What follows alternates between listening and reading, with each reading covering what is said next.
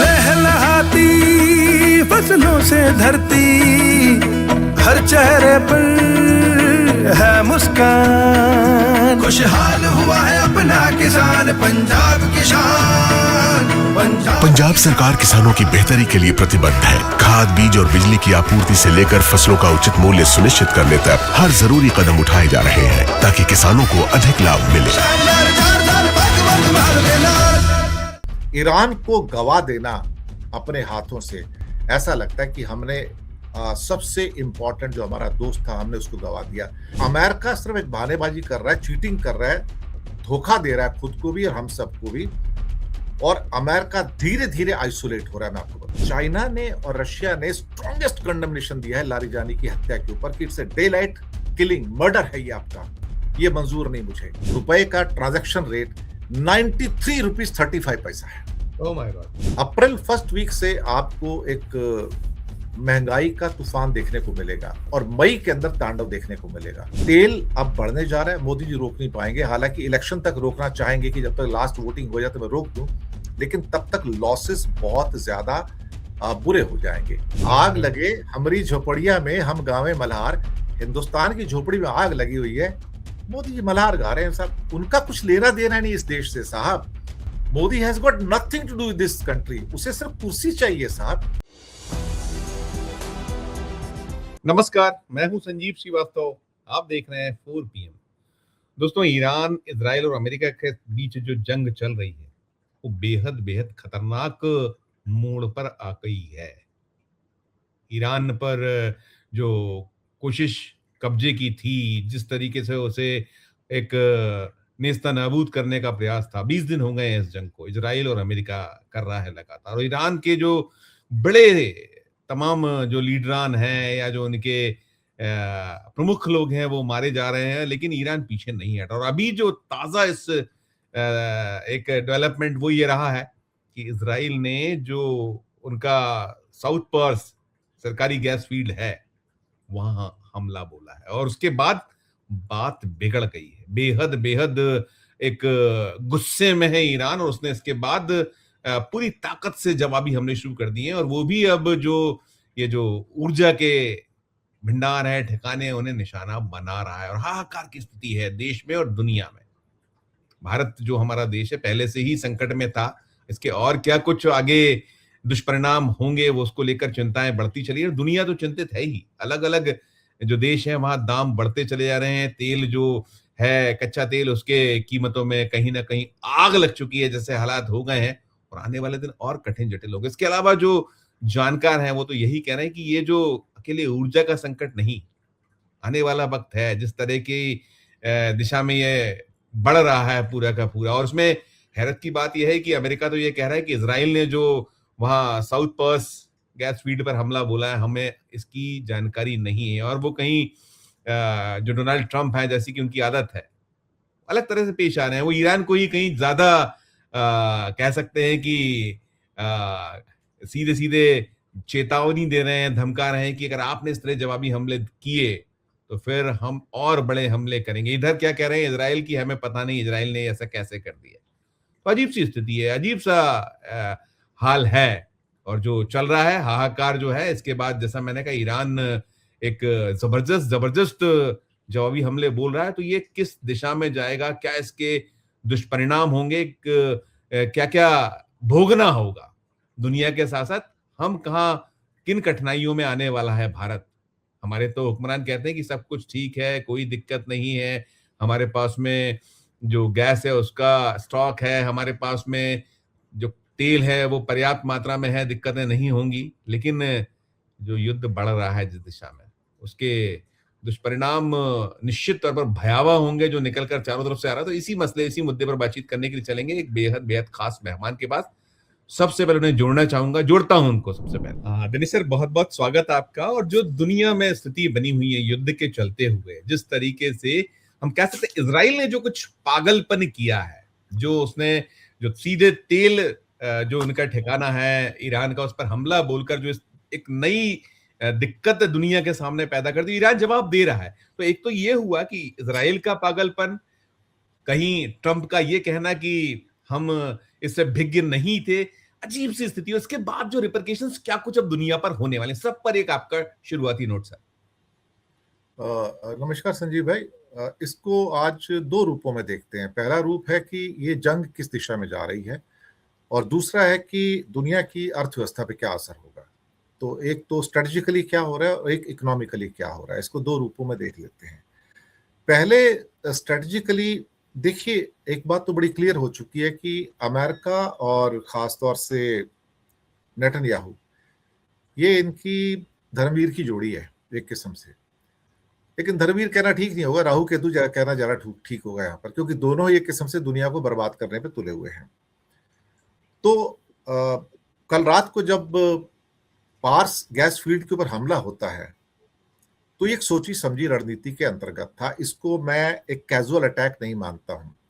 Times of Israel ने बिल्कुल clarify किया था कि अमेरिका से बात की गई थी और उसकी अनुमति ली गई थी, तब इसके ऊपर हमला किया गया, क्योंकि यहां से दूसरा चरण जंग का शुरू होता है, जहां चीजों को एस्केलेट किया जाता है और एक अपर लेवल पे ले जाया जाता है। चलिए ठीक है, आप ले गए वहां पे, और उसके बाद लेकिन ट्रंप का ये कहना है कि मुझे इस बारे में पता नहीं था। ये एक ट्रंप की एक झूठ बोलने की नीति या चीट करने की नीति पुरानी है, इसमें कुछ नया नहीं है। जब भी बातचीत होगी, बातचीत के बाद धोखा देना, दोगलापन करना, वो ट्रंप की हैबिट में आज की डेट में। और पिछली जून के अंदर जब आक्रमण हुए थे, अब भी हुआ, तो बातचीत चल रही थी और आक्रमण किया था। इस बार भी इजराइल से कहा जाता है कि तुम ये करो, और उसके बाद ये कह दो कि मुझे नहीं पता था कि तुमने ये ऐसा कर दिया है। 3 दिन पहले की बात है, जब व्हाइट हाउस के अंदर उनसे एक प्रश्न पूछा गया था।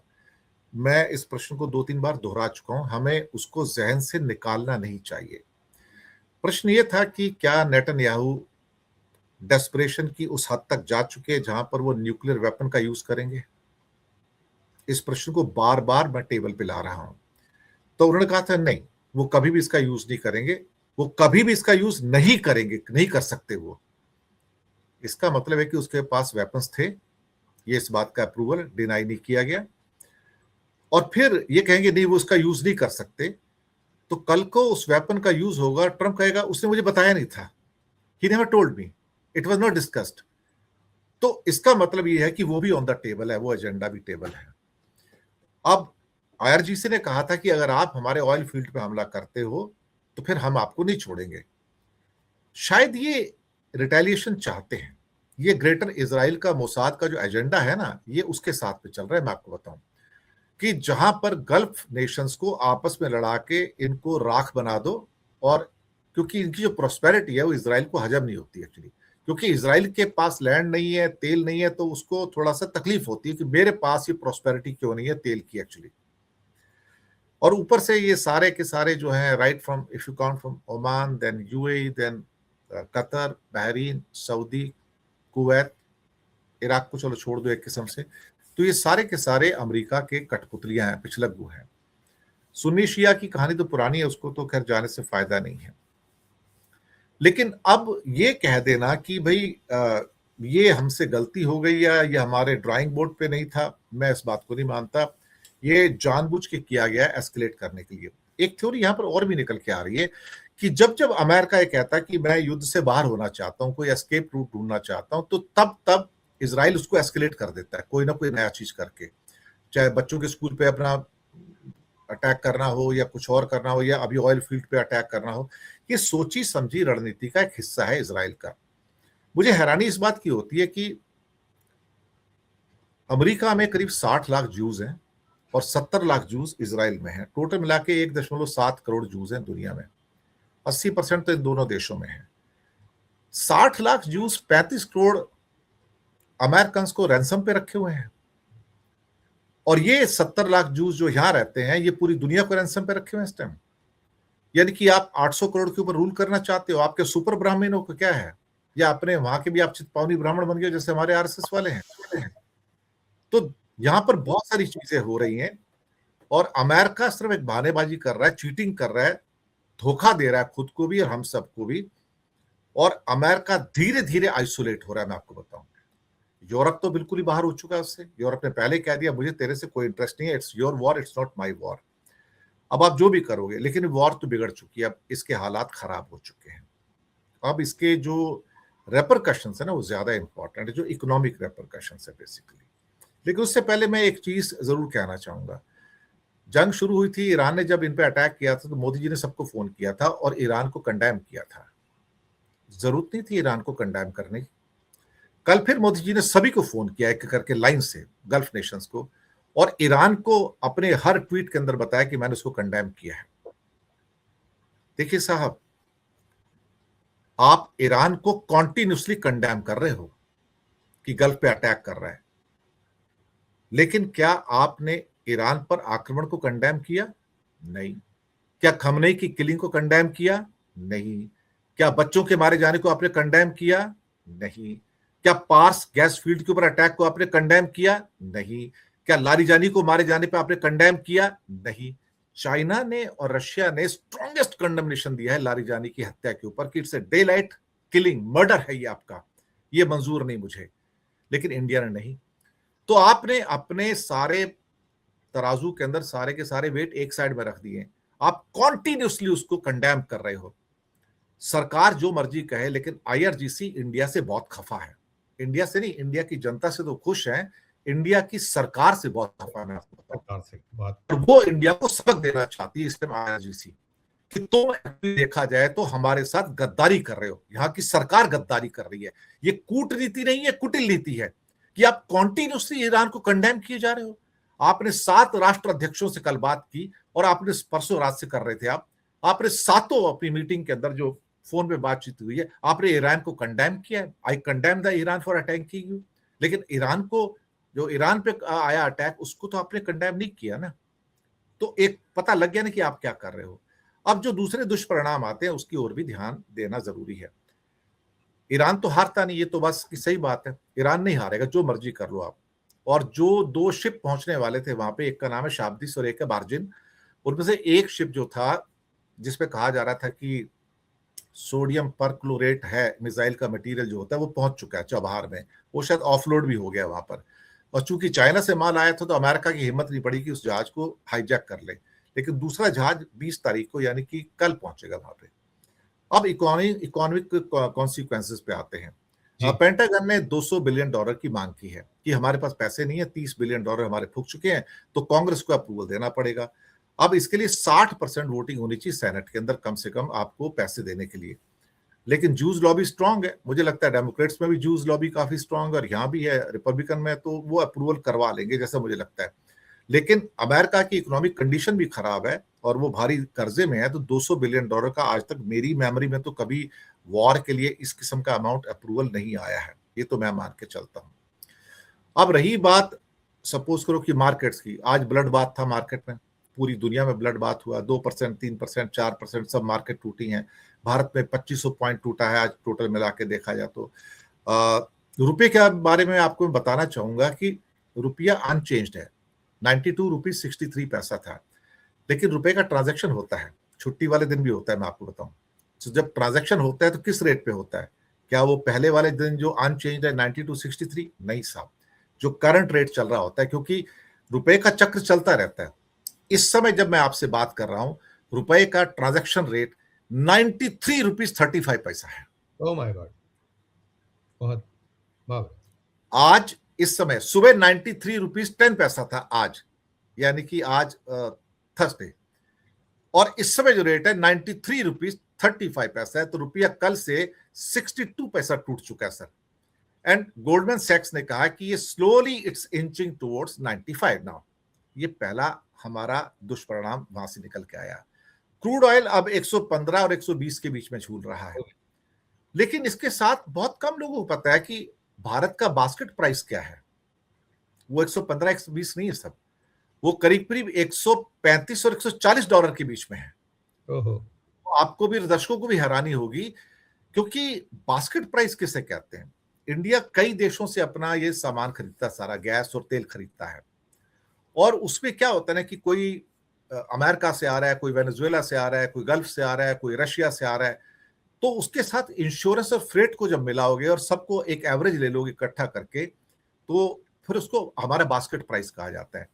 तो कल तक हमारा बास्केट प्राइस $137 था, आज शायद $140 के आसपास आया होगा, मैं आपको बताऊं। $140 पे किसी भी सरकार के धुएं निकल सकते हैं, और हमारा हो रहा है। मुझे लगता है कि चंद दिनों की बात है जब इंडिया में रेट बढ़ने जा रहे हैं। हर चीज का रेट तो बढ़ चुका है।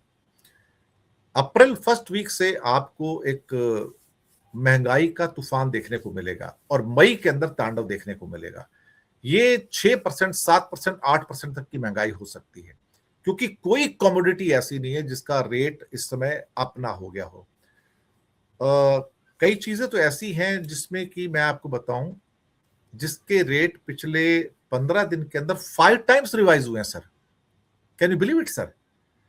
उसमें जो हमारी प्लास्टिक पैकिंग है ना, जो आज लाखों चीजों में यूज होती है, चाहे वो मिनरल वाटर की बोतल क्यों ना हो, या बाजार से कोई पैकेट लेके आ रहे हैं, तो सारी दूध का संकट है, दूध का संभावित है, दूध का संकट, सब कुछ है सर। प्लास्टिक की पैकेज, कोई हार्ड प्लास्टिक है, कोई सॉफ्ट प्लास्टिक है, तो प्लास्टिक की पैकेजिंग है। तो इसको HDPE, PVC और पता नहीं क्या क्या बोला है, पॉलीथाइलिन क्या क्या बोला जाता है, कुछ टेक्निकल नेम है उसके, पॉलीप्रोपाइलिन कुछ इस टाइप का है। या 5 बार रेट बढ़े सर इसके 15 दिन में, 60% रेट बढ़ गया उसका पैकिंग का। तो चीजें महंगी होंगी नहीं होंगी, तो तूफान आने जा रहा है। ये हमारे सारे के सारे जो है दुष्परिणाम है। तेल अब बढ़ने जा रहा है, मोदी जी रोक नहीं पाएंगे। हालांकि इलेक्शन तक रोकना चाहेंगे कि जब तक लास्ट वोटिंग हो जाए तो मैं रोक दूं, लेकिन तब तक लॉसेस बहुत ज्यादा बुरे हो जाएंगे। इस पूरे गेम के अंदर एक बहुत बड़ा खिलाड़ी जो निकल कर आया है, जिसको फायदा हो रहा है, वो है युआन, चाइना का। उसको बेनिफिट मिल रहा है, और युआन धीरे धीरे एक एस्टेब्लिश करेंसी के रूप में दुनिया में इस समय अपने आप को क्या कहते हैं, स्थापित करता चला जा रहा है। तो उससे उसको फायदा हो रहा है और हमको नुकसान होता जा रहा है। हमारा जो भी इंपोर्ट होता है, सपोज करो पिछले साल $925 बिलियन का इंपोर्ट था, अब वही चीज अगर हमको मंगानी है तो उसके लिए हमको कम से कम तो $1100 बिलियन चाहिए। दबाव किसके ऊपर आ रहा है? कैड के ऊपर। कैड होता है करंट अकाउंट डेफिसिट, जो हमारे एक्सपोर्ट और इंपोर्ट के बीच का है। सिर्फ 11 महीने के अंदर चाइना और भारत का जो गैप था वो $100 बिलियन क्रॉस कर गया है, सबको पता है। तो रुपए के टूटने से और कैड पे दबाव बढ़ने से हमारा क्या कहते हैं कि अब सो कॉल्ड हमारे संजय मल्होत्रा साहब जो रिजर्व बैंक के गवर्नर हैं, अब परेशान नजर आ रहे हैं। अब वो कह रहे हैं कि इंटरेस्ट रेट का जो पहले कम हो रहे थे ना, अब उसको शायद बढ़ाना पड़ेगा। अमेरिका के अंदर जो आज इंटरेस्ट रेट जो हमने देखा है कि वो पूरा का पूरा स्टैटिक रखा है। आज वहां का फेड का आ रहा था, लेकिन ऑस्ट्रेलिया ने कल अपने इंटरेस्ट रेट पहली बार 0.25% बढ़ा दिए, उनके फेड ने, जो उनका रिजर्व बैंक है ऑस्ट्रेलिया का। तो इंडिया में भी रिवर्सल होने जा रहा है। हो सकता है अप्रैल की मीटिंग में ना हो तो जून की मीटिंग में आपका इंटरेस्ट रेट का साइकिल फिर से बढ़ना शुरू हो जाएगा। तो मेरे हिसाब से स्थितियां अब काफी नाजुक हो गई हैं, स्ट्रेटेजिकली भी नाजुक है। भारत के लिए तो काटा तो खून नहीं, हमारे लिए तो बच निकलने का चांस नहीं है। ऊपर से मैं एक शब्द हमेशा ही बोलता हूं कि India is on the wrong side of history right now. हमने जो डिसीजन लिए हैं ना, जो ब्लंडर हैं, ये हिमालयन ब्लंडर है। ये हमारे लिए बहुत मतलब एक दुष्परिणाम लेके आएंगे। ईरान को गवा देना अपने हाथों से, ऐसा लगता है कि हमने सबसे इंपॉर्टेंट जो हमारा दोस्त था, हमने उसको गवा दिया। और इजराइल और अमेरिका की नीति अगर ऐसी चलती रही थोड़े दिन और, तो दुनिया में मैं आपको बताऊं, ईरान दुनिया का सबसे बड़ा प्रॉक्सी बन जाएगा। 16.5 लाख स्क्वायर किलोमीटर का प्रॉक्सी, एक ऐसा प्रॉक्सी जिसके पास सेना भी होगी, देश भी होगा, तेल भी होगा, सब कुछ होगा। और ये दुनिया भर के लिए खतरा बन सकता है।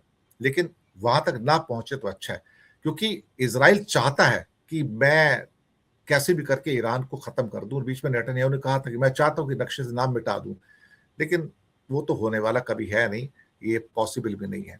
लेकिन हमारी हालत जो है इस टाइम बहुत ज्यादा खराब है। और ऑस्ट्रेलिया में तेल नहीं मिल रहा है, बैंकॉक में तेल नहीं है, लाओस में तेल नहीं है, कंबोडिया में तेल नहीं है साहब, और सबका तेल निकला पड़ा है। अमेरिका के अंदर ऑयल का रेट जो आज का मैं बता रहा हूं आपको, $2.7 आज से 20 दिन पहले यूएई में बढ़ गया है, कॉस्ट बढ़ गई, यूएई में बढ़ गई कॉस्ट। $2.7 था पर गैलन पेट्रोल का रेट आज से 20 दिन पहले, आज $4.1 है सर। 55% का रेट बढ़ा है अमेरिका के अंदर, जबकि अमेरिका तो तेल इंपोर्ट ही नहीं करता। उसके बावजूद भी वहां की तेल कंपनियां प्रॉफिटेबिलिटी के उसमें डोमेन में चली गई हैं और लोगों को लूट रही हैं। अब लोगों में गुस्सा है। तो ट्रंप की असली जो एक चुनौती है वो उसकी अपनी जमीन से शुरू होगी। और आज जेडी वेंस कहते नजर आए एक स्पीच में कि I hope whatever you are facing right now, the gas prices are up right now, it's temporary and I know your pain but you should be patient. लेकिन American शायद अपनी patience को loose कर रहे हैं।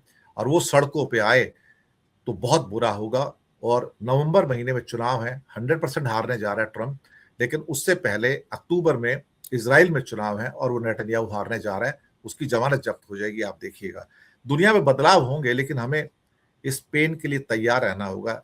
ये पूरा का पूरा जो फाइनेंशियल ईयर स्टार्ट हुआ, ये जो हुआ आज हुआ है, खासतौर से आज गुड़ी पड़वा भी है, तो सब दर्शकों को मुबारकबाद हो। कल ईद है तो उसकी भी मुबारकबाद हो। लेकिन ये वक्त बहुत बुरा है। हमारा वो गोल्डी लॉक्स का पीरियड खत्म हो गया है, जो संजय मल्होत्रा कहते थे आरबीआई गवर्नर। जो हमारा गोल्डी था वो कई देश छोड़ के चला गया, अब लॉक्स रह गए हमारे हाथों में, हथकड़ियों में रह गए हम लोग। तो दुख ही दुख है इस टाइम, सुख कहीं नहीं है। और बहुत बड़ी पेन के लिए हमें तैयार रहना होगा संजीव भाई। बिल्कुल। दो छोटे छोटे सवाल हो रहे हैं, बहुत छोटे से, आप उसको डिस्क्राइब कर दीजिएगा। एक तो ये है, जितने जानकार हैं जैसे आप हैं और ऐसे बाकी दुनिया के लोग कह रहे हैं कि आने वाला वक्त ये जो तेल और जो ऊर्जा का संकट है, खाद्यान्न का बड़ा संकट दुनिया में पैदा होने वाला है। जिस तरीके के इसके बाकी चीजें रिपरकशन दिख रहे हैं, एक चीज, और हमारी सरकार टोटली हाथ पर हाथ धरे बैठी, ये स्पष्ट दिख रहा है। आज भी ये भी दिखता नहीं, तो चुनाव में लगे हुए हमारे पूरे के पूरे। लग रहा है आपको कुछ कि यहाँ कुछ हो रहा है इन सब चीजों से निपटने के लिए? फर्दर जो संभावना देख रहे हैं, छोटे छोटे दोनों नोट आप करिएगा, फिर मैं आपको धन्यवाद अदा करूँ। देखिए, खाद्यान्न का संकट इसलिए है कि 60% हमारा यूरिया उत्पादन हम करते हैं, लेकिन वो एलएनजी से होता है, और 40% हम इंपोर्ट करते हैं, सबको पता है। इसके अलावा जो डीएपी है, रास लफान में जो हमला हुआ है 20% वो हम दुनिया को देते हैं। जी बिल्कुल। और हमारा जो डीएपी है और दूसरा एक और फॉस्फेट टाइप का कुछ है, वो 100% इंपोर्ट होता है, हम नहीं बनाते। और इसके अलावा एक और चीज होती है जिसको कहते हैं माइक्रो फर्टिलाइजर्स, वो चाइना से आता है टोटल। अभी परसों चाइना ने सारे फर्टिलाइजर के एक्सपोर्ट पे रोक लगा दी है। China is one of the biggest exporter of fertiliser, इसमें यूरिया भी है और बाकी भी है सर। ब्लैंकेट बैन लगा दिया सर पूरा का पूरा। अब इंडिया के लिए फर्टिलाइजर खरीदने को जगह नहीं है। हमें तो ऑलमोस्ट 50% से भी ज्यादा हमारा फर्टिलाइजर इंपोर्ट होता है, क्योंकि सरकार की पॉलिसी इतनी गंदी कि कोई फर्टिलाइजर का प्लांट नहीं लगाना चाहता यहाँ पर। अब ये कहां से आएगा? तो खाद्यान्न का संकट फर्टिलाइजर से जुड़ा हुआ है। हमारे पास एलएनजी नहीं है। अगर एलएनजी नहीं है तो फर्टिलाइजर कहां से बनेगी? हमने फर्टिलाइजर के जो अभी के जो यूनिट्स हैं, जो हमारा ऑलमोस्ट 50% प्रोडक्शन देते हैं, हमने वहां भी जो सप्लाई है 50% कट कर दिए। तो इसका मतलब है कि अब हम मुश्किल से इंडिया में 25 से 30% का प्रोडक्शन फर्टिलाइजर का जितना जरूरत होता है कर पाएंगे, और इंपोर्ट हमको होगा नहीं। इंपोर्ट करने के लिए हमें जो कंट्री हम अफ्रीका से मंगाते हैं, हम कई बार आपका चाइना से बहुत आता है, हमारा रशिया से बहुत आता है, बेलारूस से आता है हमारा फर्टिलाइजर, वो भी देने के पक्ष में नहीं इस टाइम। इंडिया रिक्वेस्ट कर रहा है कि हमको दो, लेकिन हालात इस कदर खराब है कि अब हमें फर्टिलाइजर में बहुत कमी होने जा रही है। खरीफ की फसल के लिए बड़ी कमी होगी हमें, तो वहां दिक्कत आएगी। तो खाद्यान्न की कमी तो होगी, और जो इम्पोर्ट एक्सपोर्ट के सप्लाई लाइन डिस्ट्रप्शंस हैं, तो वहां भी बड़ी दिक्कत है, और पूरी दुनिया के लिए दिक्कत आने जा रही है। मैं आपको बताऊं, फर्टिलाइजर का संकट जो है मेरे ख्याल से एक मेगा क्राइसिस है दुनिया के लिए साहब, संजीव भाई। बिल्कुल बिल्कुल। मुझे लगता है सरकार तो हमारी हाथ पे हाथ धरे बैठी से लग रहा है। एक बहुत छोटा सा एक आध लाइन खत्म करूंगा। सरकार को तो मुझे वो क्या कहते हैं, चुनाव में लगे वो लोग, चुनाव में लगे दिखते हैं। मुझे वो दिलीप कुमार साहब का गाना याद आ गया इस पे आपके, इससे बढ़िया कोई चीज नहीं है प्लीज। वो सगीना महतो फिल्म का गाना था, आग लगे हमरी झोपड़िया में हम गावे मल्हार। क्या बात है, क्या बात। हम आग लगे हमारी झोपड़िया में हम गावे मल्हार। हिंदुस्तान की झोपड़ी में आग लगी हुई है, मोदी जी मल्हार गा रहे हैं साहब। उनका कुछ लेना देना नहीं इस देश से साहब। Modi has got nothing to do with this country. उसे सिर्फ कुर्सी चाहिए साहब। उसे कब इस देश से प्यार हो गया? उसे कोई इस देश से प्यार नहीं है। कौन मरे कोई जिए, उसको कुछ लेना देना नहीं साहब। He is least bothered about this country साहब। He is more interested in the ruling of this country, that's all sir. नहीं, बहुत आपने तफसील से सारी चीजें, और जो भयावह रिपरकेशंस जो दिख रहे हैं, रिपरकेशंस दिख रहे हैं, क्या क्या संभावना है, वो दिल को दहला रहे हैं। और ईश्वर करे कुछ ये सद्बुद्धि आ जाए तो बेहतर। बहुत शुक्रिया करूंगा, आप ट्वीट कर जाइएगा। बहुत धन्यवाद, बहुत आभार, शुक्रिया। दोस्तों, आप सुन रहे थे, ये थे दिनेश के बोहरा साहब, जो स्पष्ट तस्वीर जिन्होंने रखी। ये हालात है। इस पूरे सुनने के बाद, बोहरा जी को सुनने के बाद, आपकी अपनी जो राय हो, इस वीडियो को कमेंट बॉक्स में अपनी राय प्रकट कीजिएगा, टिप्पणी कीजिएगा। और हमारी चर्चा अच्छी लगी हो तो चैनल को लाइक कीजिए, सब्सक्राइब कीजिए, ज्वाइन का बटन दबाइए तो हमारी हौसला अफजाई होगी। प्यार और इस्तेमाल देखते रहिए 4PM न्यूज नेटवर्क। धन्यवाद, नमस्कार।